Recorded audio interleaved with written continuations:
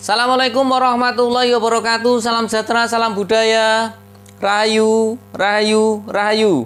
Berjumpa lagi dengan saya Mas Oo di channel Pusaka Jawa Official. Alhamdulillah wa syukurillah. Segala puji bagi Allah yang telah memberikan segala nikmatnya. Nikmat yang paling besar bagi kita adalah nikmat iman dan Islam, serta nikmat diberikan kesehatan. Di antara nikmat-nikmat yang lain yang tidak bisa kita sebutkan secara dohir maupun batin. Salawat salam semoga selalu tercurah kepada junjungan Nabi besar kita Nabi Muhammad SAW beserta keluarganya, sahabatnya, serta pengikutnya ila yaumil akhir. Allahumma ja'alna minhum. Semoga kita semua digolongkan umat Rasulullah SAW dan mendapatkan syafaat dari beliau kelak di akhirat nanti. Semoga Allah Subhanahu Wa Taala menjaga iman Islam kita, menjaga tauhidan kita sampai nafas terakhir kita, sampai ajal jemput kita, sampai Allah Subhanahu Wa Taala menggerakkan kita sebagai hamba-hamba yang husnul khotimah. Diawali dengan bismillah, diakhiri dengan alhamdulillah. Semoga sahabat Pusaka Jawa dimanapun Anda berada selalu dalam keadaan terbaik dalam lindungan Allah Subhanahu Wa Taala, dijauhkan dari segala macam mara bahaya baik dohir maupun batin, dijauhkan dari segala macam musibah baik musibah banjir, angin topan, longsor, gempa bumi, musibah gunung meletus, musibah ekonomi, musibah penyakit, musibah rumah tangga, musibah pikiran putek, musibah atine ruwet, ya. Sahabat Pusaka Jawa yang sedang sakit, semoga Allah angkat penyakitnya, diberikan kesehatan, kesembuhan, serta diberikan ganjaran berupa pahala karena telah sabar dalam menjalani cobaan berupa sakit. Sahabat Pusaka Jawa yang sedang terpuruk ekonominya, semoga Allah bukakan keran rezekinya lebar-lebar dan mendapatkan rezeki yang berkah berlimpah sampai ke anak cucu. Tidak cuma sahabat Pusaka Jawa, teman-teman handai tolan sahabat Pusaka Jawa pun saya doakan hal yang sedemikian rupa. Alhamdulillah wa syukurillah sahabat Pusaka Jawa dimanapun Anda berada. Malam ini Al-Fakir diberikan ridho dari Allah Subhanahu Wa Taala sehingga Al-Fakir bisa membuat video YouTube pada malam hari ini. Nah, sahabat Pusaka Jawa dimanapun Anda berada, semoga apa yang saya sampaikan akan menjadikan satu kemanfaatan baik di dunia maupun di akhirat dan mendapatkan balasan di dunia maupun di akhirat. Tidak menjadikan satu kemudorotan di dunia maupun di akhirat. Karena apa yang saya sampaikan hanyalah sebuah pengetahuan warisan budaya Nusantara atau pengetahuan dari leluhur kita tentang bab tosan aji. Dan apabila ada salah satu kesalahpahaman ataupun beda pendapat, perbedaan adalah rahmat. Dan di tosan aji ini, ya saya sampaikan kenapa pembabarannya sampai kepada bab ketauhidan, karena di tosan aji tidak cuman pembuatannya tidak seperti benda tajam yang lainnya. Karena di tosan aji ini ada satu proses ritual yang dipanjatkan kepada Tuhan Yang Maha Esa. Proses ritual adalah proses di mana permohonan kepada Tuhan Yang Maha Esa dengan berbagai macam cara. Seperti mungkin dengan si sang empu melakukan puasa agar olah batinnya lebih bagus. Kemudian diisi dengan bahasanya doa-doa yang disusun, yang seperti akhirnya disusun rapi, kemudian dinyanyikan seperti syair yang kemudian akhirnya orang menamakan mantra. Padahal mantra tersebut adalah doa-doa. Umpamanya ya Allah Gusti kula nyuwun. Tapi kan di model seperti syair. Jadi kan buat ngapal gampang. Nah, kadang orang-orang yang fanatik dengan hal-hal seperti itu, oh itu mantra sesat, tidak bisa seperti itu. Nah, padahal kita ketahui bahwa leluhur Nusantara juga sangat pastinya dulu kan menganut berbagai macam ajaran. Tapi kan setelah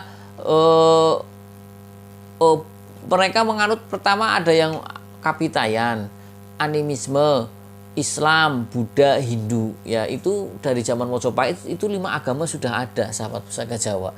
5 agama sudah ada, dan sebenarnya Nusantara ini yang mewarisi Mojopahit seperti itu. Kita sekarang Indonesia, agamanya pun banyak. Nah, sahabat Pusaka Jawa dimanapun Anda berada, para empu ketika akan membuat satu tosan aji itu berdoanya kepada Tuhan Yang Maha Esa, ya sahabat Pusaka Jawa. Dan apabila ketika memegang satu pusaka kemudian terjadi satu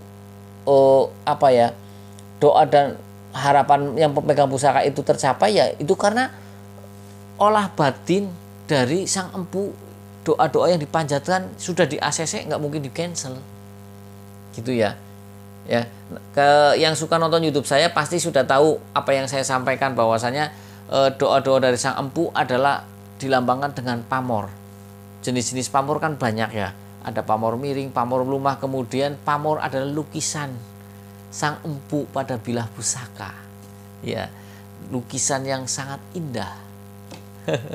Sahabat Pusaka Jawa dimanapun Anda berada, yang akan saya bobor adalah satu bilah pusaka yang sangat fenomenal. ya, yang sangat langka, yang banyak dicari orang.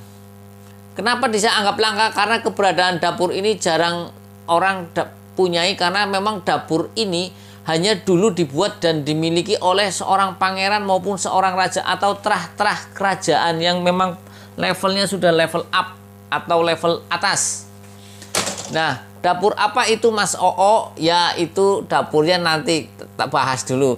Dan konon katanya dulu salah satu raja besar di Mataram, yaitu raja ketiga Mataram, itu Sultan Agung Hanyokrokusumo, ya, Sultan Agung itu menjabat atau naik tahta itu pada tahun 1613 sampai 1645, 32 tahun. Beliau konon katanya agemanya juga atau kerisnya salah satunya, ya, karena beliau pasti punya banyak pusaka. Salah satunya adalah dapur ini, yaitu dapur Megantoro. Nah, sahabat pusaka Jawa, kalau bicara tentang dapur Megantoro pasti akan melihat, oh, dapurnya seperti keris Murma Malelo. Cuman kalau keris Murma Malelo, looknya yang panjang itu di bagian sorsoran atau di bagian bawah. Nah, kalau bagian di dapur keris Megantoro itu look yang agak deket itu di bagian bawah, kemudian di bagian ujungnya yang renggang, mulai renggang seperti itu, bahkan lurus, ya. Nah, sahabat pusaka Jawa dimanapun Anda berada, keris Megantoro tergolong keris yang mempunyai banyak makna filosofi. Ada yang mengatakan Megantoro artinya mega, awan, antoro artinya yang luas. Dengan harapan agar si pemilik dapur keris Megantoro itu mempunyai hati yang luas, lapang dada, punya kebijaksanaan dan legowo. Ada yang mengatakan lagi adalah mega artinya awan, antoro artinya di sela-sela atau di antara. Nah, karena mereka mengatakan seperti itu, melihat ada salah satu salah satu kalimat yang mengatakan seperti ini. Mesti sahabat pusaka Jawa sering dengar, ya. Ibu bumi bopo angkoso, kang mangku bumi mangku angkoso. Ingsun ngadeg, ya, ingsun saya ngadeg satengahing jagat. Ingsun ngadeg tengahing mego, ing tengah mego. Jadi 4 kalimat itu kalau di baris terakhirnya, ya, baris terakhir kan ingsun ngadeg ing tengah mego, berarti saya berdiri di tengah mega, di antara mega. Nah, dengan harapan berarti orang itu adalah menjadi orang yang penengah. Paham, ya? Jadi orang yang, ketika orang menjadi seorang penengah, dia harus orang yang objektif, tidak subjektif, tidak membela kanan maupun kiri, ya. Kemudian orang tersebut juga mempunyai satu kebijaksanaan, sahabat pusaka Jawa, ya. Ketika bicara tentang Megantoro, ya berarti tadi, ya, dia harus menjadi jembatan. Itu tadi makna filosofi yang kedua, sahabat pusaka Jawa, ya. Nantilah kita bahas lebih dalam lagi. Terus kemudian keris Megantoro juga identik dengan kekuasaan. Ya, wajar kalau dihubungkan dengan, karena dari awal diciptakan untuk pangeran maupun untuk raja. Dan biasanya kalau identik dengan kekuasaan akan langgeng kalau orang itu menjadi orang yang bijaksana. Sedangkan modal awal dari bijaksana adalah tadi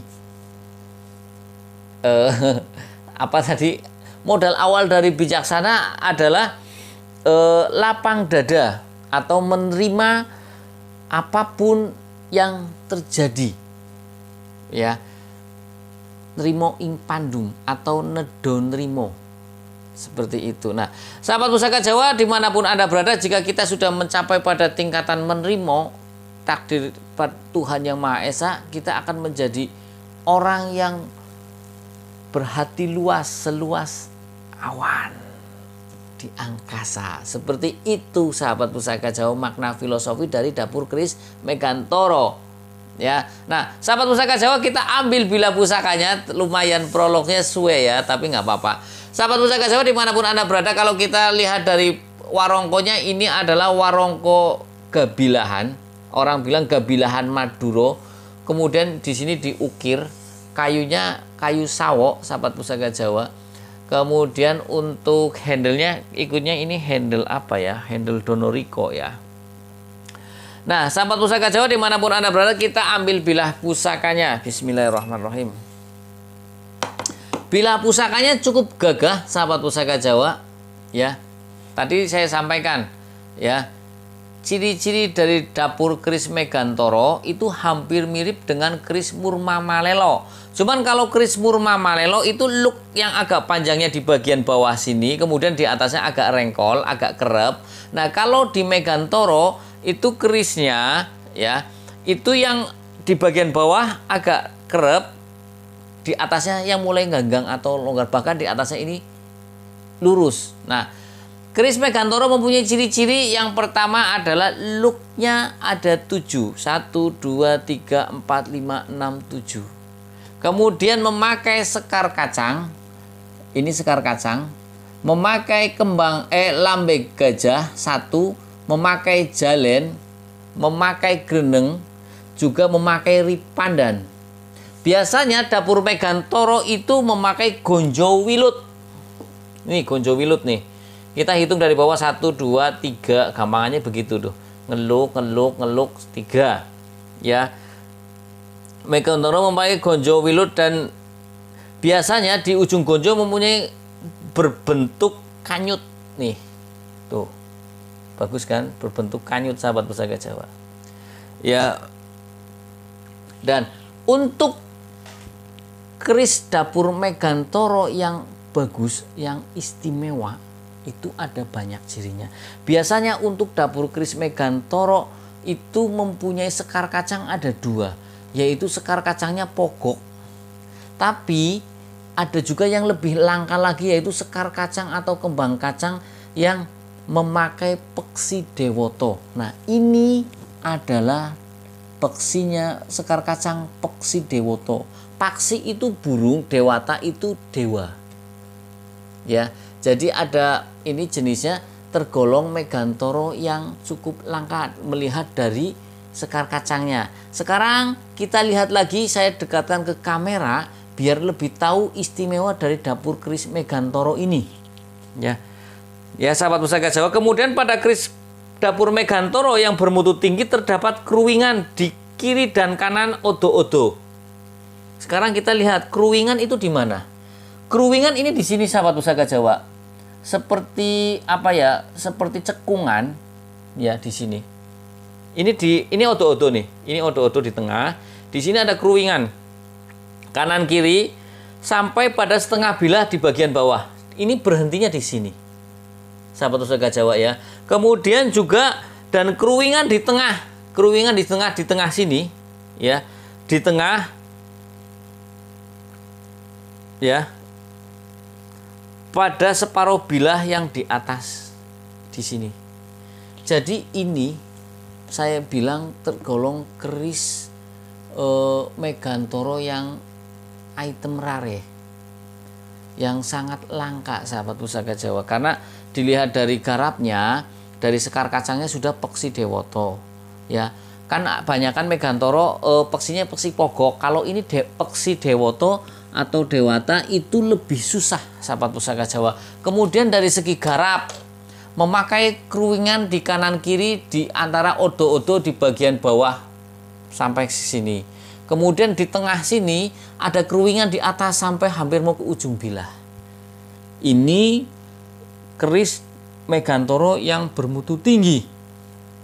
Ya, sahabat pusaka Jawa, jadi buat pengetahuan sahabat pusaka Jawa, saya punya keris Megantoro satu lagi yang dapur dari Tangguh Mojopahit, pernah saya review. Ya.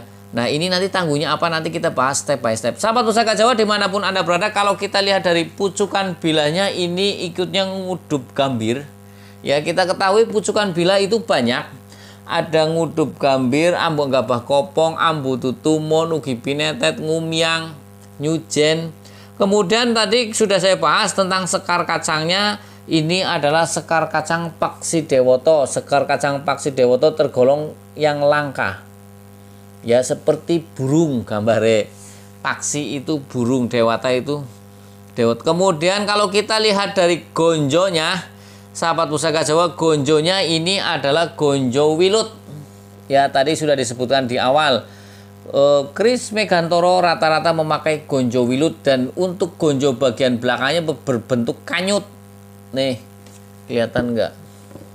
Ya, kesini cengklung gitu, kanyut, berbentuk kanyut. Sahabat pusaka Jawa dimanapun Anda berada, kalau kita lihat dari panjang bilahnya, mumpung saya ingat ya, kita lihat panjang bilahnya, sahabat pusaka Jawa, kita ukur. Panjang bilahnya ini adalah 38, lebih, sekitar 38,5-an lah ya. Cukup lah, ini cukup gagah bilahnya, sahabat pusaka Jawa. Kemudian kita lihat pamornya, sahabat pusaka Jawa. Pamornya ini kalau kita lihat secara ini seperti semen yang ditumpahkan dan padat. Ini adalah pamor pedaringan kebak. Makna filosofi atau makna simbolik dari pamor pedaringan kebak adalah kemapanan secara materi. Tuah atau angsa dari pamor pedaringan kebak, sebagian pecinta keris beranggapan bahwasanya pamor pedaringan kebak adalah doa dan harapan kepada Tuhan Yang Maha Esa agar si pemilik pamor pedaringan kebak ini didekati rezeki dan rezekinya kumpul, dan juga ada nilai proteknya. Banyakan orang ketika sudah didekati rezekinya nggak kumpul, akhirnya tidak kaya-kaya. Nah, di sini doanya adalah agar menjadi orang yang mapan secara materi, jadi menjadi orang kaya, didekati rezeki, karena kita semua pasti pingin hidup itu didekati rezeki kan. Nah, kalau di sini ada doanya agar didekati rezeki, tapi juga rezekinya kumpul, dan juga ada sebagian doa nilai proteknya atau nilai perlindungannya. Nah, sahabat pusaka Jawa dimanapun Anda berada, kalau kita bicara tentang makna filosofi dari pamor pedaringan kebak, ya, pamor pedaringan kebak adalah pamor yang tidak pemilih. Siapa saja bisa memilikinya. Pamor pedaringan kebak tergolong pamor yang melumah, ya, lawan dari pamor miring. Jadi pamor pedaringan kebak silakan, entah itu pedagang, entah itu militer, entah itu pengusaha, entah itu pekerja, entah itu guru, boleh memilikinya. Karena ada beberapa pamor yang memang lebih cocok kepada salah satu bidang. Umumnya kayak pamor Tejo Kinurung lebih cocok untuk kepada orang yang masih ngabdi kepada satu, entah itu pemerintahan atau Pangreh Projo zaman Gembian ke kerajaan Pangreh Projo seperti itu, ataupun orang yang masih aktif di perusahaan seperti itu agar dia bisa bertahan. Nah, kalau pamor pedaringan kebak ini adalah agar semua orang bisa memilikinya. Ya, karena di sini lebih ke arah kerezekian, sahabat pusaka Jawa, agar rezekinya omber dan kumpul. Kemudian kita bahas tentang makna filosofi dari Luk 7. Makna filosofi dari Luk 7 adalah doa dan harapan, ya, doa dan harapan dari sang empu yang dipanjatkan kepada Tuhan Yang Maha Esa agar si pemilik Luk 7 itu mempunyai wibawa dalam bicara. Ya, ketika bicara wibawa dalam bicara itu kan bisa ketika dia memerintah orang mematuhi. Ya, ketika dia berbicara mempengaruhi lawan bicaranya. Ketika dia menghardik atau membentak, orang yang mendengarnya menjadi takut. Wibawanya ada. Kita kan sering dengar wong liwat bedehem tok, ana si wes pada kabur kabeh. Nah, itu contohnya seperti itu. Begitu ngomong begitu assalamualaikum warahmatullahi wabarakatuh, oh langsung drep meneng kabeh seperti kayak terhipnotis. Itu mempunyai wibawa, haibah bahasa Arab, mempunyai haibah. Ya, jadi di Luk 7 adalah doa dan harapan dari sang empu kepada Tuhan Yang Maha Esa itu agar si pemilik Luk 7 itu mempunyai wibawa yang besar di bicaranya, di omongannya. Perintahnya ditaati, kemudian ketika dia bicara mempengaruhi lawan bicara, ketika dia menghardik atau membentak, orang yang mendengarnya menjadi takut. Sahabat pusaka Jawa dimanapun Anda berada, tadi kita bahas tentang makna filosofi dari Megantoro. Sudah dijelaskan di awal bahwasanya Megantoro itu adalah agar si pemilik itu mempunyai jiwa yang luas, ya, jiwa yang legowo. Karena tadi dijelaskan bahwasanya mega artinya awan, antoro artinya luas. Ada yang bilang antoro tadi artinya di sela-sela atau di antara, karena ada satu kalimat bahwasanya ibu bumi popo angkoso, kang mangku bumi mangku angkoso, ingsun ngadeg satengahing jagat, ingsun ngadeg ing tengah mega. Nah, kalau bahasa ing tengah mega berarti saya berdiri di antara mega. Itu artinya diharapkan si pemilik dapur Kris Megantoro itu bisa menjadi seorang penengah, menjadi orang yang adil, tidak condong kanan, condong kiri. Dia bisa menjembatani untuk semua orang. Juga Megantoro juga erat hubungannya dengan kekuasaan, karena kekuasaan juga langgeng ketika kita mempunyai jiwa kebijaksanaan yang tinggi. Jiwa bijaksana modal awalnya adalah menerima atau legowo, ikhlas, terima ing pandum seperti nedon rimo, seperti itu sahabat Pusaka Jawa ya. Kemudian kalau kita lihat dari besinya, sahabat besinya yang hitam kehijauan, kemudian keperakannya berlilin, ini ikutnya besi pulosani.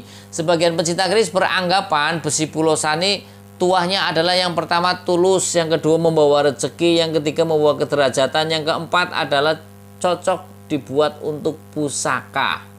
Kalau kita rangkum secara keseluruhan, makna filosofi dari dapur Kris Megantoro yang sangat istimewa ini adalah besar harapannya agar si pemilik dapur Kris Megantoro ini mempunyai satu kedudukan yang tinggi di masyarakat, karena di sini diciptakan hanya khusus untuk orang-orang yang ningrat, pangeran maupun raja. Kemudian dia mempunyai harta yang banyak, menjadi orang kaya. Apa yang dia bicarakan mempengaruhi lawan bicaranya, apa yang dia perintahkan ditaati. Kemudian jika dia menghardik, dia pun orang yang mendengar merasa takut.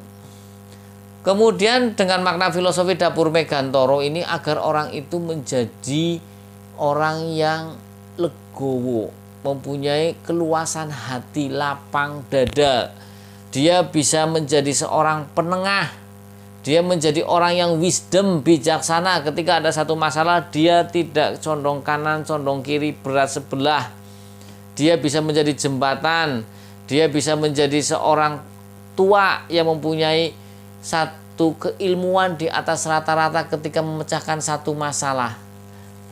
Tidak artinya mengambil airnya tapi tidak membuat keruh, mengambil ikannya tapi tidak membuat keruh airnya, seperti itu.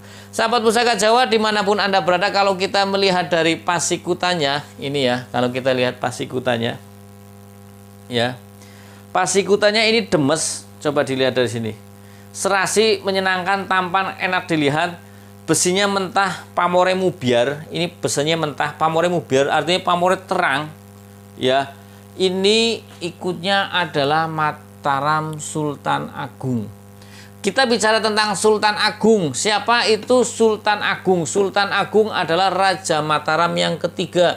Beliau mengganti yang pertama adalah Panembahan Senopati ing Alogo, ya. Siapa itu? Ya, Danang Sutawijoyo, ya. Kemudian yang kedua adalah Pangeran Martapura. Kemudian yang ketiga ini Sultan Agung Hanyokrokusumo. Sultan Agung Hanyokrokusumo anak dari Pangeran Anyokrowati, sahabat Pusaka Jawa ya. Ya, Pangeran Anyokrowati ibunya, ya. Ibunya ini adalah anak dari Pangeran Benowo. Pangeran Benowo anak dari Raden Mas Karebet atau Sultan Hadiwijoyo. Berarti ibunya dari Sultan Agung Hanyokrokusumo itu adalah cucu dari Raja Pajang. Ya, cucu dari Raja Pajang. Ya, namanya adalah ibunya kalau tidak salah namanya Dyah Banowati atau Ratu Mas Adi. Ya, jadi Sultan Agung Hanyokrokusumo itu memang ya itu keturunan bapaknya ya raja, mbahnya ya raja. Jadi orang besar melahirkan orang besar, sahabat Pusaka Jawa. Nasabnya sudah luar biasa ya. Kemudian Sultan Agung Hanyokrokusumo itu bergelar Hanyokrokusumo ketika menaklukkan Pulau Madura. Dulu nama kecilnya adalah Raden Jatmiko atau Raden Mas Rangsang. Setelah besar menjadi nama Sultan Agung Hanyokrokusumo setelah mengalahkan Pulau Madura. Kemudian Sultan Agung juga seorang raja, Sultan Agung juga seorang panglima perang atau Senopati ing Alogo, dan juga kalau sudah panglima perang berarti seorang pejuang. Sultan Agung juga seorang budayawan. Kemudian Sultan Agung juga seorang filsuf atau peletak pondasi kejawen, karena yang bikin kalender Jawa itu Sultan Agung. Pada masa era Sultan Agung Hanyokrokusumo itu seperti Tosan Aji seperti ini berkembang pesat. Kenapa? Karena pada saat itu hampir semua daerah disuruh untuk menciptakan benda pusaka karena untuk melawan VOC di Batavia. Jadi itu lagi masyhur-masyhurnya, lagi rame-ramenya, lagi sukses-suksesnya pada Sultan Agung Hanyokrokusumo, baik dari segi kebudayaan, dari segi Tosan Aji, itu Sultan Agung Hanyokrokusumo ya. Kemudian pada tahun kenapa dia bergelar Sultan Agung? Sultan Agung itu adalah mencirikan bahwa kerajaan yang dipimpinnya adalah bercorak Islam atau menganut agama Islam, karena Sultan itu adalah raja Islam. Sultan Agung artinya besar. Kalau bicara Agung kita ingat Alexander Agung. Nah, ini Sultan Agung berarti raja yang besar karena menaklukkan kerajaan-kerajaan kecil di Pulau Jawa. Kemudian Sultan Agung mendapatkan gelar Sultan Agung itu pada tahun 1641. Pada saat itu Sultan Agung mengajukan permohonan kepada yang di Mekah agar menjadi Sultan Agung, karena sebelumnya di Kesultanan Banten yang di Pulau Jawa yang mendapatkan Sultan Agung di Banten dulu. Kemudian Sultan Agung juga mengutus salah satu utusannya agar ke Mekah ke sana. Kemudian setelah datang ke sana, kemudian alhamdulillah mendapatkan gelar juga, datang ke Mataram, pulang ke Nusantara pada tahun 1641. Kemudian mereka melalui perwakilan yang dari Mekah yang diwakili oleh Syarif Mekah, yaitu siapa namanya Said Ibnu Muhsin Al-Hasimi ya, memberikan gelar kepada Sultan Agung dengan gelar yaitu Sultan Abdullah Muhammad Maulana Matarani Al-Jawi ya, pada tahun 1641. Jadi mendapat gelar Kesultanan Islam atau raja besar ya, itu adalah nama dari sana, gelarnya adalah Sultan Abdullah. Sultan adalah raja, Abdullah adalah hamba Allah, Muhammad Maulana ya, Muhammad Maulana Matarani Al-Jawi. Kemudian dibawa juga untuk sebagai pengesahannya atau sebagai pengukuhnya itu diberikan bendera, kemudian diberikan pataka, kemudian juga disertai kuluk untuk pelengkap mahkotanya, kemudian juga diberikan guci ya, guci yang berisi air zam-zam ya. Kemudian itu dari Mekah, jadi ada kuluk, kemudian bendera, pataka, kemudian guci yang diisi air zam-zam. Dan guci itu yang dulu buat air zam-zam sekarang ada di Kasultanan Agung yang ada di Imogiri, kemudian diberi nama Enceh Kiai Mendung. Seperti itu sahabat Pusaka Jawa. Dan gelar Sultan Agung itu berarti cuma 4 tahun, karena pada tahun 1645 Sultan Agung wafat. Ya, nah, setelah Sultan Agung wafat tidak ada lagi yang menjadi gelar Sultan, karena setelah itu Susuhunan memakainya. Nah, sahabat Pusaka Jawa dimanapun Anda berada, Raja Sultan Agung mempunyai mempunyai dua istri. Yang pertama adalah Ratu Kulon, yaitu anak dari Sultan Cirebon, yang bernama Ratu Mas Tinumpak, yang melahirkan Pangeran Alit atau Raden Mas Syahwaurat. Kemudian istri yang kedua adalah Ratu Wetan. Ratu Wetan adalah putri dari Adipati Batang, yaitu juga termasuk cucu dari Ki Juru Martani. Wong hebat lagi, yang melahirkan Raden Mas Sayidin, ya, atau yang dikenal Pangeran Arya Mataram, atau yang dikenal menjadi Raja Amangkurat I yang nanti menggantikan Sultan Agung Hanyokrokusumo.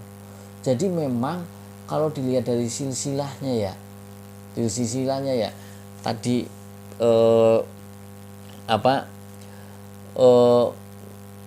Sultan Agung anaknya siapa, istrinya siapa, bibit bebetnya memang sangat hebat. Dari keturunan rajanya saja itu Sultan Agung jelas keturunan dari Pajang, jelas ya, keturunan dari Panembahan Senopati juga iya ya. Walaupun di perjalanan waktu sejarah kan tahu sendirilah ya, namanya perjalanan waktu pasti ada satu gejolak seperti itu antara Pajang dengan Mataram, tapi mereka tetap mengikat erat.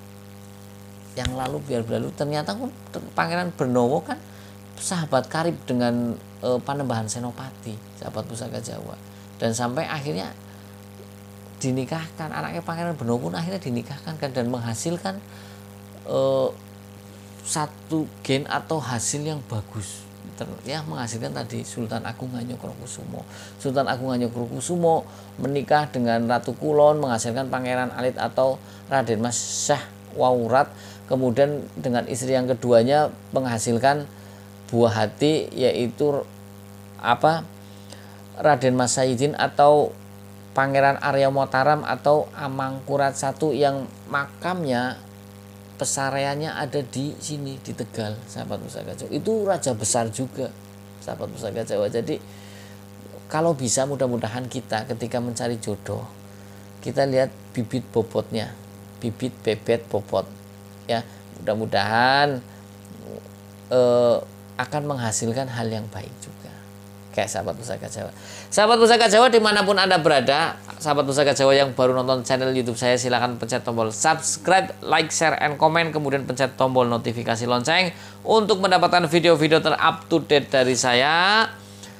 Kemudian yang ingin request nama dapur, silahkan komentar di kolom komen. Jika ada saya baper, jika ada buat PR, jika ada maafkan, minta dimaafkan. Apabila ada salah-salah kata, saya minta maaf. Kesalahan mutlak milik saya, kebenaran milik Allah Subhanahu wa taala. Akhirul kalam. Assalamualaikum warahmatullahi wabarakatuh. Salam sejahtera, salam budaya. Rahayu, rahayu, rahayu.